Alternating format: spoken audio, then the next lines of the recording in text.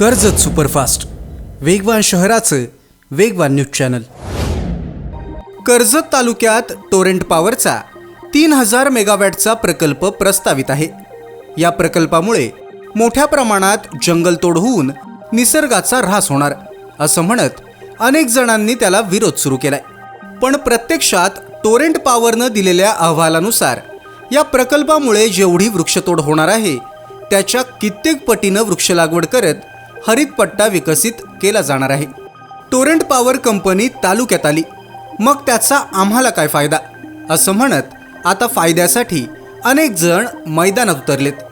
पण मुळात ज्या शेतकऱ्यांची त्यामध्ये जमीन जाणार आहे, ज्या गावांना या प्रकल्पाचा प्रत्यक्ष फटका बसणार आहे, त्यांनी एकत्र येऊन आणि कंपनीच्या व्यवस्थापनाशी चर्चा करून जास्तीत जास्त मोबदला किंवा काम कशा रीतीने मिळवता येईल याचा प्रयत्न करायला हवा।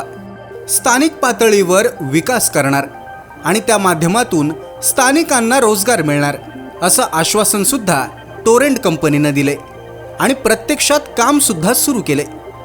टोरेंट पॉवरविषयी 3 सप्टेंबर 2025 मध्ये जनसुनावणी झाली होती आणि त्याच्या कित्येक महिने आधीच टोरेंट कंपनीने स्थानिकांना रोजगार देत विकास काम सुद्धा प्रत्यक्ष सुरू केलं।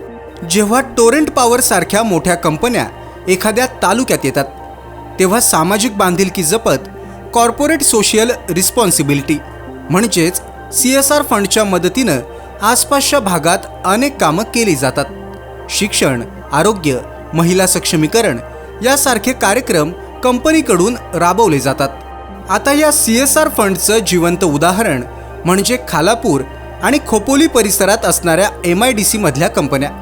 या कंपन्या त्यांचा CSR फंड खोपोली आणि खालापूर तालुका हद्दीत मोठ्या प्रमाणात वापरताना दिसतात।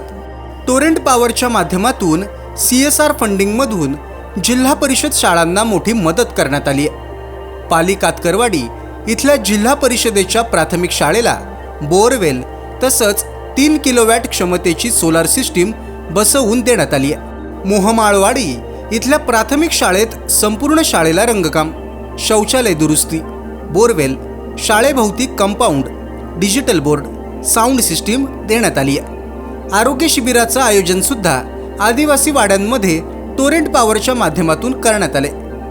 पालीतर्फे कोथल खलाटी इथल्या मंदिराबाहेर सोलार हायमास सुद्धा बसवून देण्यात आलाय। आपण समाजाचं काहीतरी देणं लागतो या उद्देशानं कंपनी CSR फंडिंगमधून अनेक कामं करत असते आणि विशेष म्हणजे स्थानिकांना रोजगार मिळावा आणि स्थानिक अर्थव्यवस्था बळकट व्हावी या उद्देशानं स्थानिक लोकांनाच ही कामं दिली जातात। टोरेंट कंपनीनं प्रकल्पाला प्रत्यक्ष सुरुवात केलेली नाहीये, तरी सुद्धा CSR फंडमधून स्थानिक विकासाला मात्र सुरुवात केली आहे। त्यामुळे येत्या काळात या कंपनीचं प्रत्यक्ष काम सुरू झाल्यानंतर स्थानिकांना याचा काय फायदा होतो आणि त्यातून प्रत्यक्ष किती रोजगार निर्मिती होते हे बघणं महत्त्वपूर्ण ठरणार आहे। तालुक्यातल्या घडामोडींचे अपडेट सर्वात आधी मिळवा। कर्जत सुपरफास्ट चॅनलला सबस्क्राईब करायला विसरू नका।